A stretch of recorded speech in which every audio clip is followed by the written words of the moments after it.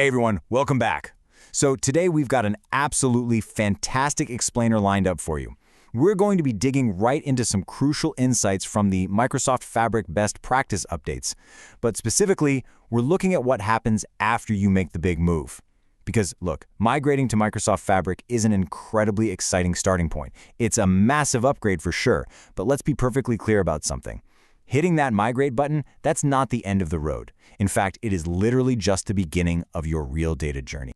Moving your workloads from Power BI Premium, what we all call the P SKU, over to Microsoft Fabric's F SKU, that's a massive milestone. You should definitely celebrate it. But it's kind of like running a marathon, right? Stepping over that starting line is where the actual boots-on-the-ground work of implementation truly begins. You aren't just moving to a new server here, you're shifting to an entirely new paradigm.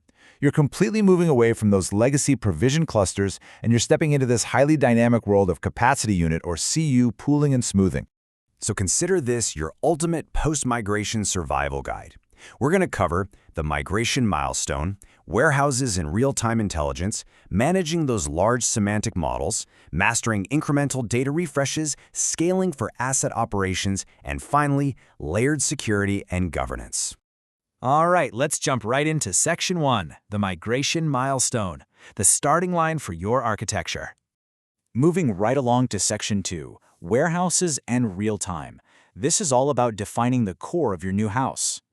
First up, we've got the Fabric Warehouse. So, a Fabric Warehouse is a fully managed SQL engine that stores your data in an open, Delta-based format.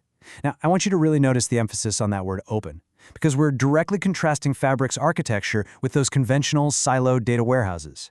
Instead of just locking your data away in some proprietary format, Fabric actually utilizes OneLake and shared Delta Parquet storage. This is a real game changer because it means your data is so much more accessible and vastly more flexible than it ever was before.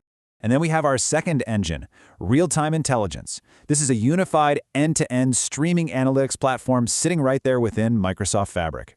Everything is in one place. You aren't cobbling together, 5 different vendor tools just to get your live data flowing. It is one single cohesive end-to-end flow. Okay, Section 3, managing large semantic models, handling immense scale. Now, having all this unified power is amazing, but it definitely introduces some immense operational challenges when you're dealing with data at a massive scale. I want you to keep this number in your head, 1 gigabyte. Semantic models that exceed this threshold, they demand special handling. Seriously, refreshing these massive models using your traditional gateway-based refreshes, that will absolutely devour your resources and cause your compute usage to just spike right through the roof if you aren't careful. So, that leads us to the million-dollar question. How do we actually keep data fresh without totally breaking your F SKU capacity or, worse, triggering a terrifying 3 a.m. wake-up call? I mean, we've all been there, right? Your phone starts buzzing in the middle of the night because a massive monolithic gateway refresh just completely failed, or you maxed out your limits. So how do we solve this in Fabric? Which brings us nicely to Section 4, mastering incremental data refresh for safe and scalable operations. Keeping your data fresh while also actively protecting your capacity really comes down to 3 things: architecture planning, meticulous refresh settings configuration, and having rock-solid failure management processes. You've got to engineer for it, and you do that by implementing capacity unit smoothing to flatten out those huge computing spikes, which ultimately protects your overall F SKU capacity pooling. The absolute secret weapon for your pipelines here is incremental refresh, or IR, specifically inside Dataflow's Gen 2. It's this incredibly powerful yet surprisingly misunderstood capability. When you configure this correctly, you're only processing the new or changed data. You're not dropping and reloading millions of historical rows every single time, which is just huge. Incremental refresh really remains one of the absolute most essential capabilities for managing scale effectively as we look toward 2026 and beyond.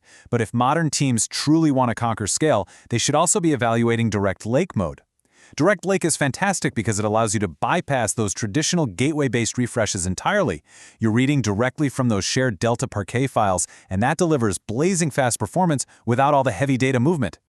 All right, Section 5, scaling for asset operations. Let's look at some real-world applications. You might be wondering, why does managing these massive gigabyte-plus models actually matter outside of the IT department? Well, it matters because heavy asset operations absolutely rely on this infrastructure. We're talking about water utilities, heavy asset management firms, large-scale infrastructure organizations. They physically cannot operate without properly scaled semantic models. They're tracking millions of data points across physical assets every single day.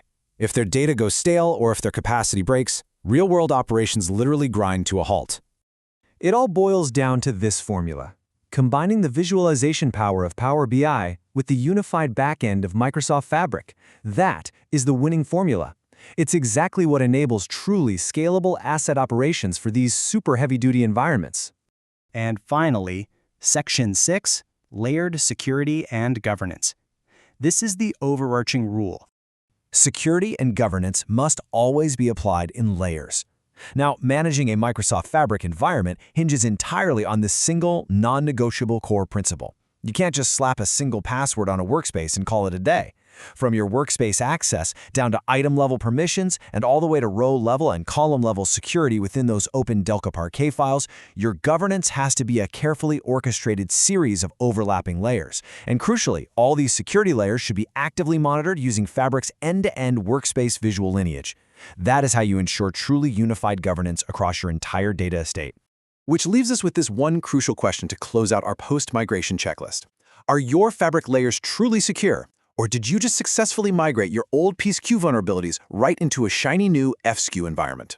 It's definitely a provocative thought, but I really want you to take a hard look at your current setup. Don't let your brand new architecture get compromised by old habits. Thanks so much for joining me on this explainer, and I highly encourage you to go review your own environments today.